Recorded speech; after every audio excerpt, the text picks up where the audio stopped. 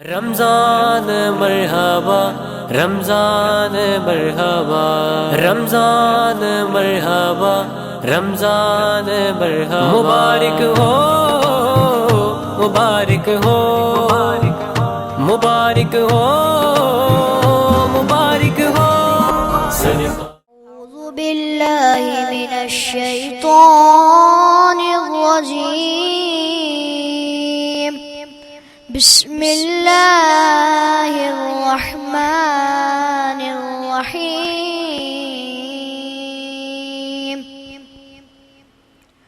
والضحى والليل إذا سجى ما ودعك ربك وما قلى وللآخرة خير لك من الأولى ولسوف يعطيك ربك فترضى ألم يجدك يتيما فآوى ووجدك ضالا فهدى ووجدك عائلا فأغنى فأما اليتيم فلا تقهر وأما السائل فلا تنهر وأما بنعمة ربك فحدث آمنت بالله صدق اللہ العظیم. ہماری اس ٹرانسمیشن میں عقیدت کے پھول بکھیرنے کے لیے سندھ کی ایک بہت ہی خوبصورت آواز جنہیں میں اور آپ بہت ہی پسند کرتے ہیں. میری مراد جناب سید وقار علی شاہ صاحب ہماری اس ٹرانسمیشن میں موجود ہیں، تو میں چاہوں گا کہ وہ اس ٹرانسمیشن میں عقیدت کے پھول بکھیریں. میں نے جب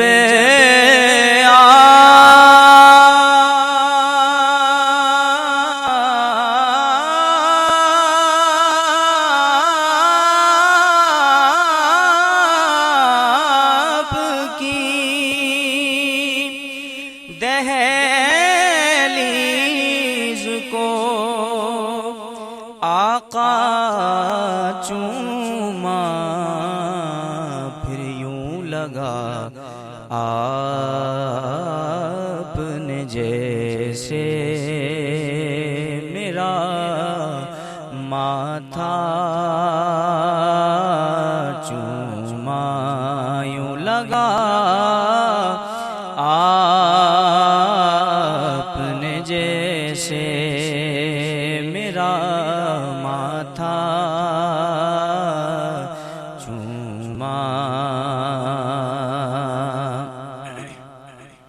اور سفر عرش پہ لے جانے کو جبریل آئے. سفر عرش پہ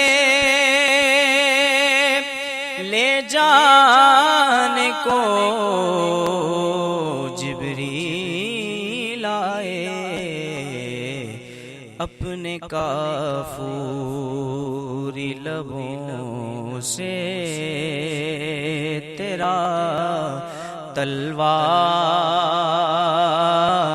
چوما اپنے کافوری لبوں سے تیرا تلوار چوما اور آقا آپ کو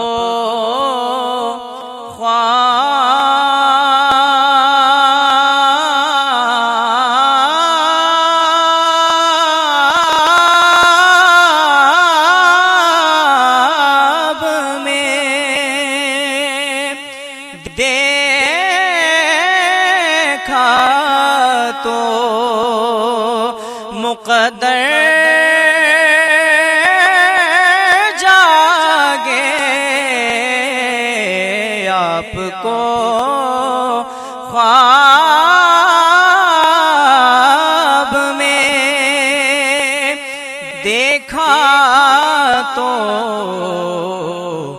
مقدر جاگے، پھر جھوم اٹھا نعت پڑھی رو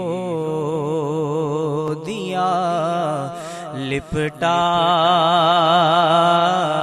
چوما جھوم اٹھا نعت پڑھی رو دیا، لپٹا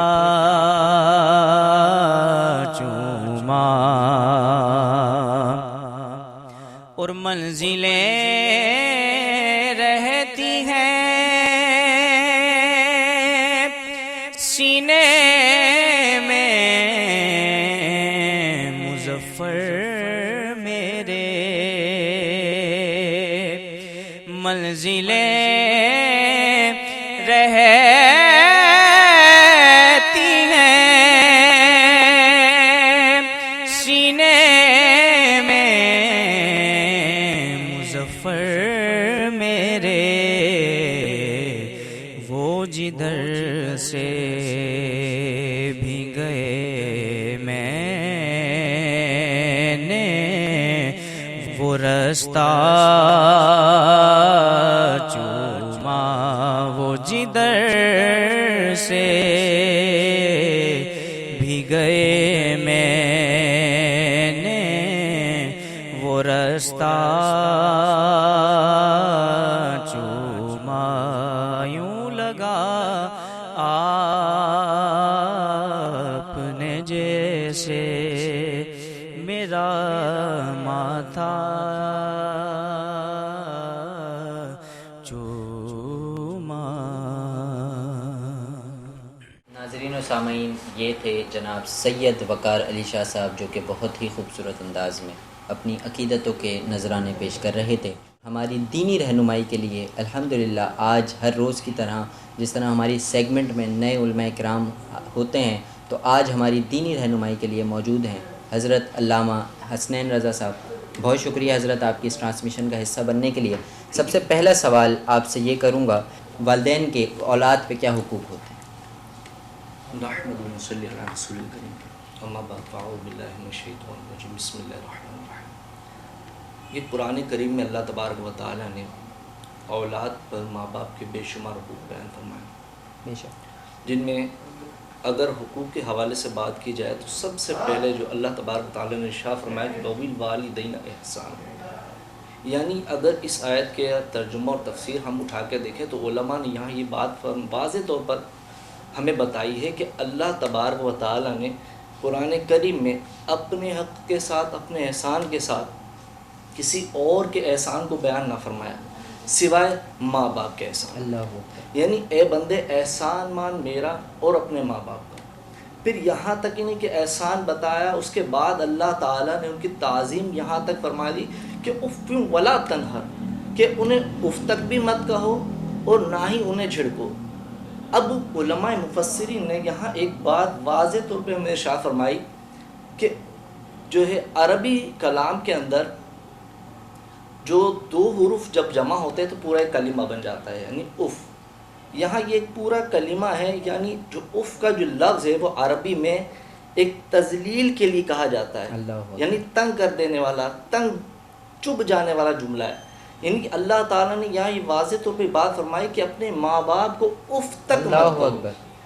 اگر علماء نے فرمایا کہ اگر اف سے بھی کوئی اور چھوٹا لفظ ہوتا تو قرآن کریم میں اللہ تعالیٰ وہ ارشاد فرماتا، یعنی انہیں اف تک مت کہو۔ اب یہاں تک کہ انبیاء کرام کی بظاہر قرآن کریم میں اللہ تبارک و تعالیٰ نے دعائیں جو ہے کوٹ فرما دی۔ حضرت ابراہیم علیہ السلام ہیں، دیگر انبیاء کرام ہیں، انہوں نے بھی یہ دعا فرمائی کہ رب اجعلنی مقیم الصلاۃ ومن ذریتی ربنا وتقبل دعا ربنا اغفر لی ولوالدی۔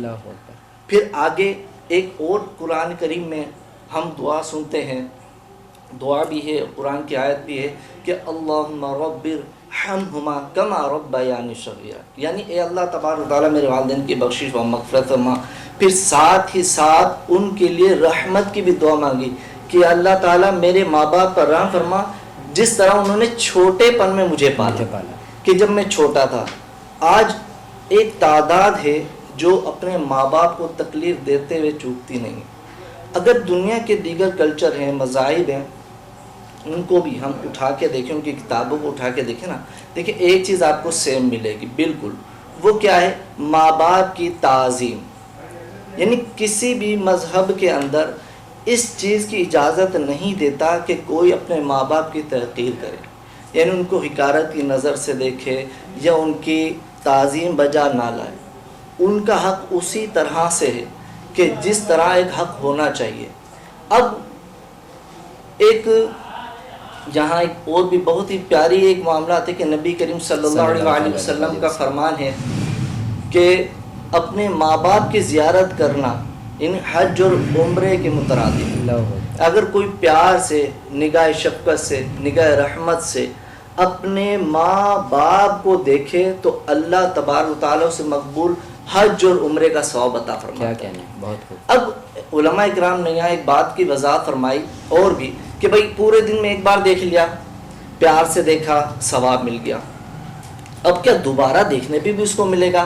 تو یاد رکھیے پیارے اسلام بھائیو، جتنی بار وہ نگاہ رحمت سے اپنے ماں باپ کو اولاد دیکھے گی اتنی ہی بار اس کو جو ہے ثواب ملتا جائے گا۔ اب ماں باپ کی تعظیم کس طرح بجا لائے؟ ان کے سامنے باادب رہے، ان کے سامنے بلند آواز سے بات نہ کرے، سلام میں پہل کرے، کیونکہ سلام ایک دعا ہے، سلامتی کی ہے، تو یوں اپنے ماں باپ کو سلامتی کی دعائیں دیتا رہے۔ ساتھ ہی ساتھ میں اگر ماں باپ دنیا سے چلے بھی جائیں، اب یہ دنیا سے جانے کے بعد کے حقوق ہیں کہ اگر دنیا سے ماں باپ چلے بھی جائیں تو ان کے حقوق اسی طرح سے اولاد پر لازم و ملزوم رہتے ہیں جس طرح ان کے دنیا میں حیاتی کے تھے۔ کیا کہنا؟ یعنی حیات کے اندر جو حقوق تھے وہی دنیا سے جانے کے بعد بھی۔ اب دنیا سے جانے کے بعد کے حقوق کیا؟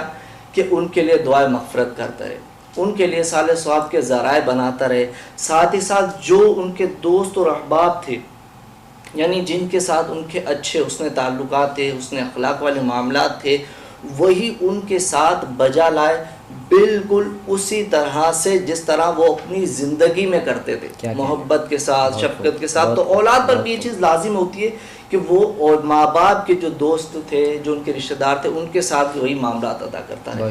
تو انشاءاللہ اس کا ثواب انہیں مرنے کے بعد بھی پہنچتا رہے گا۔ یہ اولاد کے اوپر بھی تو بے شمار حقوق ہیں، مگر وقت ہمارا مختصر ہے، تو لہٰذا یہاں صرف چند ایک جو وضاحت میں نے کی، اگر سمجھ میں آیا تو یہ بھی بہت بڑی چیز۔ ناظرین و سامعین، دیکھا آپ نے کہ ہمارے علامہ صاحب نے کتنے ہی خوبصورت انداز میں ہمیں والدین کے حقوق بتائے، اور دعا یہی ہے کہ اللہ تعالیٰ مجھے اور آپ کو صحیح انداز میں، صحیح طریقے سے اپنے والدین کے حقوق ادا کرنے کی توفیق عطا فرمائے۔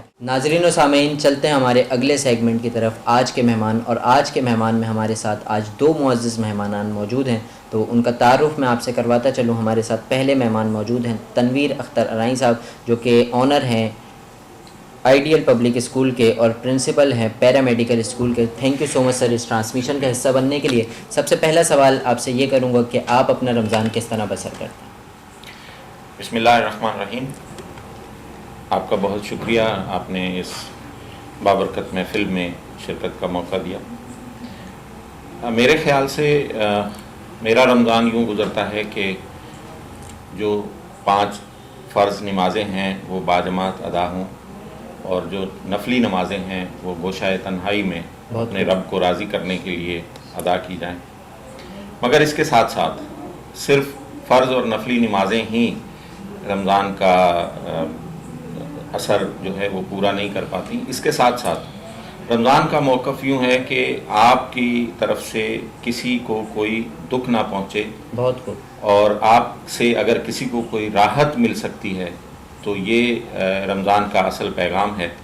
رمضان مشقت کے ساتھ زندگی گزارنے کا نام ہے، تو اس حوالے سے ہم کوشش کرتے ہیں کہ جیسے میں نے گزارش کی کہ فرض نمازیں جماعت کے ساتھ، نفلی عبادات گوشۂ تنہائی میں، اور اس کے علاوہ دوسرے اپنے احباب، دوست، ساتھی جو دوسرے مسلمانان کے ساتھ آپ کا تعلق ہے، ان کی زندگی کی آسانی کے لیے کچھ نہ کچھ اپنا حصہ ملایا جائے۔ معزز ناظرین، چلتے ہیں ہمارے اگلے مہمان کی طرف، جن کا تعارف میں آپ سے کرواتا چلوں، جن کا نام ہے ندیم گیلانی صاحب، اور یقیناً آپ انہیں جانتے ہوں گے، جو کہ شاعر بھی ہیں، ادیب بھی ہیں، کالم نگار بھی ہیں، 6 کتابوں کے مصنف بھی ہیں، اسکرپٹ رائٹر بھی ہیں، اور حوالے ان کے تعارف بہت سارے ہیں۔ تو تھینک یو سو مچ سر ہماری اس ٹرانسمیشن کا حصہ بننے کے لیے۔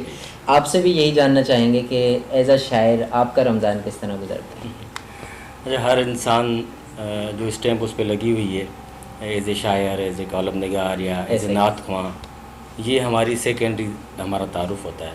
اس سے پہلے رمضان کے حوالے سے اگر ہم دیکھیں تو ہم پہلے مسلمان ہیں، کیا کہیں گے؟ اور اس سے بھی پہلے اگر اس بڑے تعارف کی طرف جائیں تو ہم پہلے انسان ہیں۔ کیا کہیں گے؟ تو آپ اچھے مسلمان صرف اس کیفیت میں ثابت ہو سکتے ہیں کہ آپ پہلے اچھے انسان ہیں۔